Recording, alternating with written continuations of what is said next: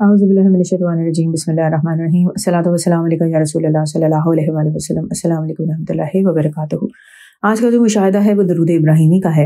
ये बहन कहती हैं कि मैं रोज़ कोशिश करती हूँ कि चाहे जितने मर्जी काम हो मैं अपनी दुरूद इब्राहिमी की जो तादाद फ़िक्स की हुई है उसे पढूँ। कहती हैं कि जुमेरात की रात थी, मैं हस्ब मामूल दुरूद इब्राहिमी का वर्द कर रही थी। नींद आँखों में नहीं थी, बस आँखें बंद की हुई थी कि शायद कुछ नींद आ जाए मुझे। कुछ मसरूफ़ियत थी जिसकी वजह से दुरूद की तादाद में कुछ कमी हो पा रही थी।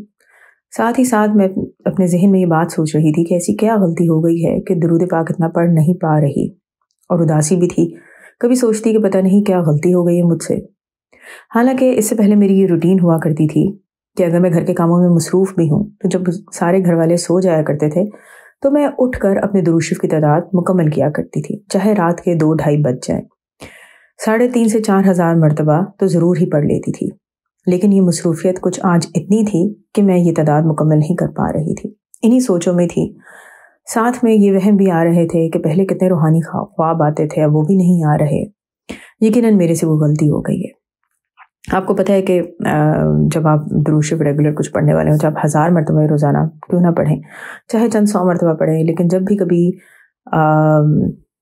कोई किसी भी वजह की वजह से आप वो दुरूद शरीफ नहीं पढ़ पाते तो ये एक्चुअली अटैक होता है आप पे कि आपसे कोई गलती हो गई है, और आपको एक जैसे कहते हैं ना कभी ख़त्म होने वाले गिल्ट में एक्चुअली मुब्तला करने की कोशिश की जाती है। आप अपने आप को कोसने में लग जाते हैं और टाइम अपना उल्टा इन्हीं चीज़ों में ज़ाया कर देते हैं। तो यहाँ पे एक यही सबसे अच्छी टिप होती है कि जो होना था हो गया। टाइम लेट्स अज्यूम अगर आपने ज़ाया खुद से कर दिया या आप मसरूफ़ थे, जो भी अब आपने मज़ीद वक्त ज़ाया नहीं करना पछताने में, ठीक है, और ये सोचने में कि पता नहीं क्या गलती हो गई, क्या नहीं हुआ।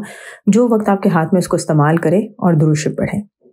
आगे के दिनों में मुकम्मल कर लें, अगले कुछ दिनों में मुकम्मल कर लें अगर आज आपसे नहीं भी सारा मुकम्मल हो पा रहा, लेकिन अपने पर जबर नहीं करना, जुल्म नहीं करना। ये बहुत इंपॉर्टेंट पॉइंट है, वरना आप एक नेवर एंडिंग साइकिल में आ जाएंगे अपने आप को कोसने के। बहरहाल कमिंग बैक टू द वाक़या, तो ये बहन कहती है कि इन्हीं सोचों में मैं गुम थी। मेरी आंखें बंद थी लेकिन मैं सोई नहीं थी। अचानक मेरी आंखों के सामने एक बहुत बड़ा सेहन आ जाता है। इस सेहन के साइड पे कुछ कबूतर बैठे होते हैं, जो दाना चुग रहे होते हैं, कुछ उड़ रहे होते हैं। ये कोई मज़ार तो नहीं लग रहा था, लेकिन कोई अनजान सी जगह ज़रूर थी जिसको मैं नहीं जानती थी। फिर सामने एक दरवाज़ा देखती हूँ। वो दरवाज़ा खुलता है तो बहुत ज़्यादा तादाद में जैसे कुछ बुज़ुर्ग अंदर आने लगते हैं, लेकिन उस सेहन में अंदर आने से पहले वो अपने जूते उतारते हैं और फिर अंदर तशरीफ़ लाते हैं। इन सब के लिबास सफ़ेद रंग के होते हैं और इनके चेहरों पर नूरानियत होती है। सब के सब सफ़ेद दाढ़ी रखे हुए होते हैं, सब ने सफ़ेद पगड़ी भी पहनी हुई होती है। इन सब की शक्लें मुख्तलिफ थीं, साथ में इनकी दाढ़ी की वज़ाकता भी मुख्तलिफ थी। लेकिन जब ये अंदर दाखिल हो रहे होते हैं तो सबके सर झुके होते हैं और बहुत अदब से ये सेहन के फ़र्श पर बैठते जा रहे होते हैं।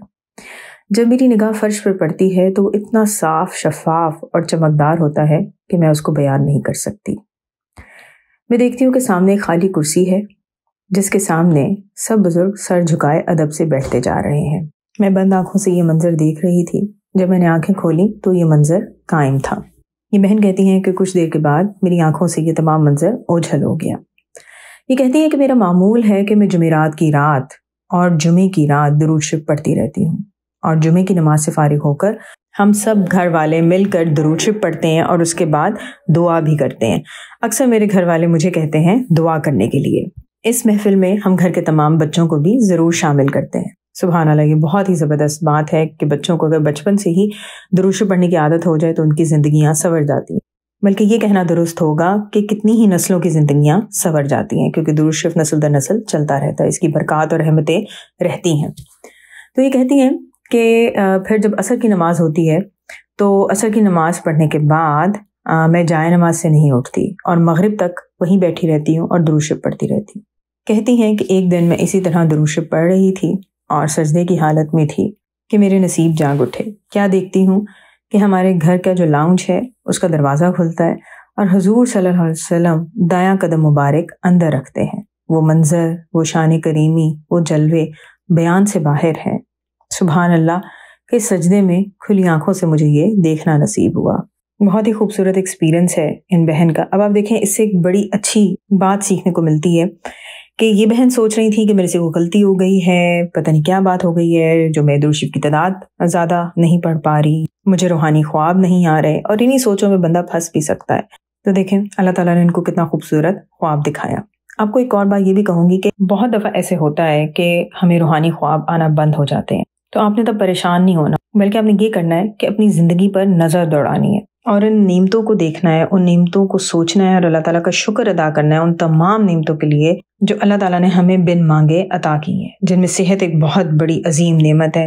اسی طرح آپ یہ بھی دیکھیں گے کہ اگر کچھ اچھا نہیں ہو رہا تو کچھ برا بھی نہیں ہو رہا، یہ بھی کسی نعمت سے کم نہیں ہے. وہ کہتے ہیں نا کہ no news is a good news as well. جب آپ درود شریف پڑھتے ہیں نا تو آپ کو درود شریف سے ہٹانے کے لیے نا بہت جدوجہد کی جاتی ہے، بہت ہی وسوسے ڈالے جاتے ہیں، کبھی پچھتاووں میں ڈالنے کی کوشش کی جاتی ہے، کبھی مایوس کر دیا جاتا ہے کہ تمہیں کوئی خواب نہیں آ رہے، تمہیں تو کوئی دیدار نہیں ہو رہا، باقی لوگوں کو دیکھو، اس کا واقعہ سنو، اس کا واقعہ سنو. کبھی کمپیریزن میں ڈال دیا جاتا ہے کہ تم تو صرف یہ اتنا مختصر سا درود شریف صرف اتنا کم تعداد میں پڑھو، ان کو دیکھو وہ درود ابراہیم جو ایک لمبا درود شریف ہے وہ اتنی ہزاروں کی تعداد میں پڑھ رہے ہیں، تم کچھ نہیں، تم گناہ گار، تم یہ تم وہ. بس ان باتوں میں نہیں آنا، درود شریف پڑھیں اور پڑھتے رہیں. جب تک آپ درود شریف پڑھتے رہیں گے نا اللہ تعالیٰ کی رحمتیں اور برکتیں آپ پر نازل ہوتی رہیں گی، ان کو کوئی بھی نہیں روک سکتا کیونکہ یہ اللہ تعالیٰ کا وعدہ ہے آپ سے. اسی طرح حضور صلی اللہ علیہ وسلم کی نظروں میں بھی رہیں گے. یہاں میں آپ سے نا بخاری شریف کی 2 احادیث شیئر کرنا چاہوں گی، آج ہی میری نظر سے گزری تھی. پہلی حدیث شریف میں حضور صلی اللہ علیہ وسلم فرماتے ہیں، نہ میں تمہیں کوئی چیز دیتا ہوں نہ تم سے کسی چیز کو روکتا ہوں، میں تو صرف تقسیم کرنے والا ہوں، جہاں جہاں کا مجھے حکم ہوتا ہے بس وہیں رکھ دیتا ہوں. اسی طرح دوسری حدیث شریف میں حضور پاک صلی اللہ علیہ وسلم فرماتے ہیں، جس کے ساتھ اللہ تعالیٰ بھلائی چاہتا ہے اسے دین کی سمجھ دے دیتا ہے، اور دینے والا تو اللہ ہی ہے، میں تو صرف تقسیم کرنے والا ہوں. اس حدیث شریف کے دوسرے حصے میں حضور پاک صلی اللہ علیہ وسلم فرماتے ہیں کہ اپنے دشمنوں کے مقابلے میں یہ امت یعنی امت مسلمہ ہمیشہ غالب رہے گی جب تک کہ اللہ تعالیٰ کا حکم نہ آ جائے، اور اس وقت بھی وہ غالب ہوں گے. یہ حدیث شریف بیان کرنے کا مقصد یہاں پہ یہی تھا کہ ایک اللہ تعالیٰ کا وعدہ درود شریف پڑھنے والوں سے کہ ان پہ رحمتیں اور برکتیں نازل ہوں گی، اللہ تعالیٰ کا فیصلہ آپ کے حق میں ہوگا.